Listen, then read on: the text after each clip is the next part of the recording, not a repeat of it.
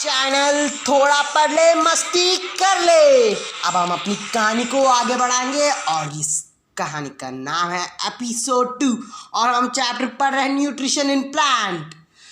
तो जैसे कि आपने देखा था हमने क्या क्या पढ़ा था, थोड़ा रिवाइज कर लेते हैं। तो हमने पढ़ा था न्यूट्रिशन क्या होता है और न्यूट्रिशन के टाइप्स, जैसे ऑटोट्रॉप्स और हेटेरोट्रॉप्स। ऑटोट्रॉप्स क्या होते हैं? जो खुद से खाना बनाते हैं। और जो हेटेरोट्रॉप्स क्या होते हैं? जो ऑटोट्रॉप्स पे डिपेंड रहते हैं, जैसे कि आप अपने मम्मी पापा पे डिपेंड होते हो।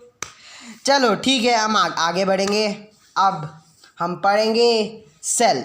ये यहाँ पर आपके बुक में इसका डायग्राम दिया गया है, उसको पढ़ लेना और मज़ा करना। तो अब इसमें भी कुछ पार्ट्स होते हैं। ये जो आपको आउटर कवरिंग दिख रहा है ये इसका सेल मेम्ब्रेन है, और जो इसका अंदर जो ये सेंटर पॉइंट है इसको हम कहते हैं न्यूक्लियस, और इसके अंदर एक जेली लाइक सब्सटेंस भरा रहता है, उसको हम कहते हैं cytoplasm. The outer covering of the cell is called cell membrane. ये जो आउटर कवरिंग इसका जो बॉर्डर है इसी को हम कहते हैं सेल मेम्ब्रेन।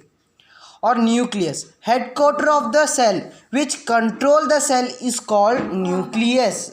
ये सेंटर पॉइंट पे रहता है न्यूक्लियस, जो सेल के एक्टिविटीज़ को कंट्रोल करता है। जैसे हमारा ब्रेन हमें कंट्रोल करता है, वैसे ही न्यूक्लियस सेल को कंट्रोल करता है। और cytoplasm, the jelly like substance present inside the cell. जो जेली लाइक सब्सटेंस, जैसे जेली आप खाते होगे, तो वैसा सब्सटेंस जो सेल के अंदर प्रेजेंट होता है और ट्रांसपोर्टेशन में हेल्प करता है। तो हम अब आगे बढ़ने से पहले लाइक ज़रूर कर देना, ठीक है। तो अब हम पढ़ेंगे फोटोसिंथेसिस क्या होता है। मुझे लगता है काफ़ी बच्चों को तो यही लगा होगा कि फोटोसिंथेसिस यही होता होगा कि फ़ोटो खींचो और फोटोसिंथेसिस बना दो। ऐसा नहीं है। Photosynthesis is a process of making food by using carbon dioxide, sunlight, chlorophyll, water. ये जो फोटोसिंथेसिस है ये ह्यूमंस हेटेरोट्रॉप्स नहीं करते, ये ऑटोट्रॉप्स एनिमल्स करते हैं, जो अपना खाना खुद बनाते हैं। जैसे वो क्लोरोफिल यूज़ करते हैं, कार्बन डाइऑक्साइड यूज़ करते हैं, सनलाइट यूज़ करके, वाटर यूज़ करके अपना खाना बनाते हैं, और इसको हम वो स्टार्च के फॉर्म में स्टोर करते हैं। और जब भी इनको ये ज़रूरत होती है तो ये निकाल के खा लेते हैं, मतलब निकाल के यूज़ कर लेते हैं। तो अब मैं ये डायग्राम के हिसाब से आपको समझाऊंगा। तो यहाँ पर आपके बुक में एक डायग्राम दिया है जो फोटोसिंथेसिस को बताता है। ये मैं आपको अभी एक्सप्लेन करता हूँ। ये देखिए, यहाँ पर एक प्लांट है और उसके लीव्स में क्लोरोफिल है, और जो क्लोरोफिल का काम क्या होता है कि वो सनलाइट को लेता है, फिर कार्बन डाइऑक्साइड को भी लेता है, कार्बन डाइऑक्साइड को लेता है और ऑक्सीजन को छोड़ता है। और जो रूट्स वो वाटर ले लेती है, वाटर ले लेता है। आपको पूछा जाएगा what is photosynthesis and how and make diagram of the photosynthesis process.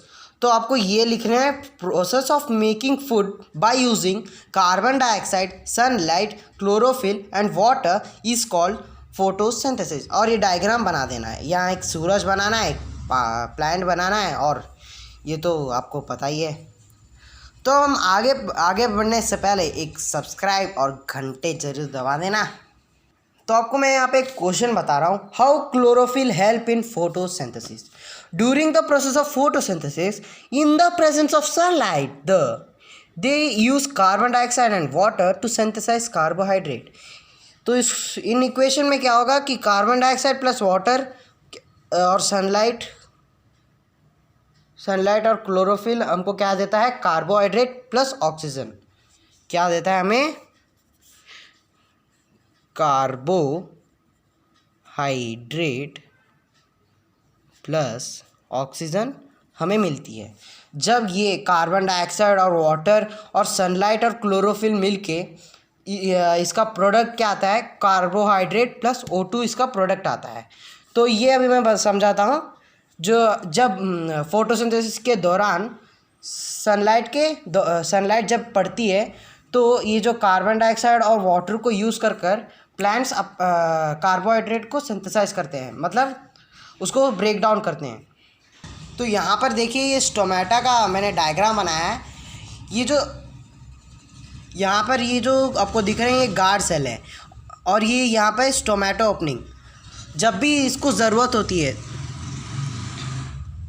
या धूप की या वाटर की, तो ये अपना ये जो मुंह है उसका खोल लेती है। तो ये सब अपना ये मुंह खोलना और बंद करना ये गार्ड सेल का काम होता है।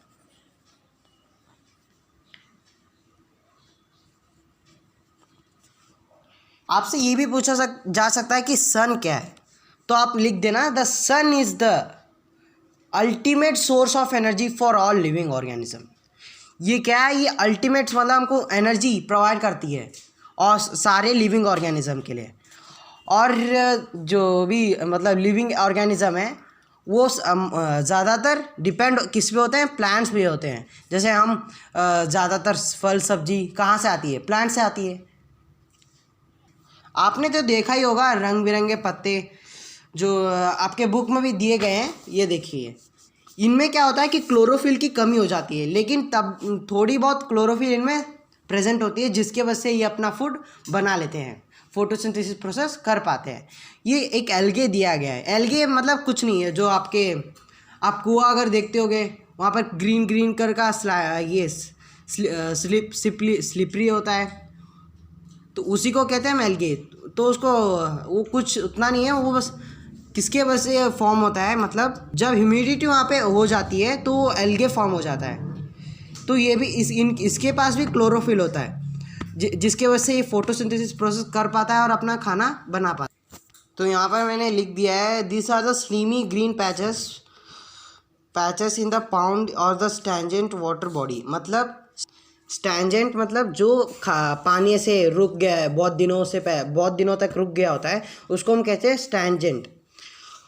और यहाँ पॉन्ड्स के साइड में अगर आपने तो देखा ही होगा, फिसल के गिर भी गए होगे, याद ना होगा तो पता नहीं, लेकिन उसी को हम एल्गे कहते हैं। तो अब आपको भी बहुत बोर हो गया होगा, तो हम मिलते हैं अब अगले एपिसोड में। और जाने से पहले सब्सक्राइब ज़रूर कर देना। हाँ मम्मी आ रहा हूँ, काम ही होगा इसीलिए तो इतने प्यार से बुला रही हैं। मम्मी का काम करने, तो आप सब्सक्राइब करना मत भूलना।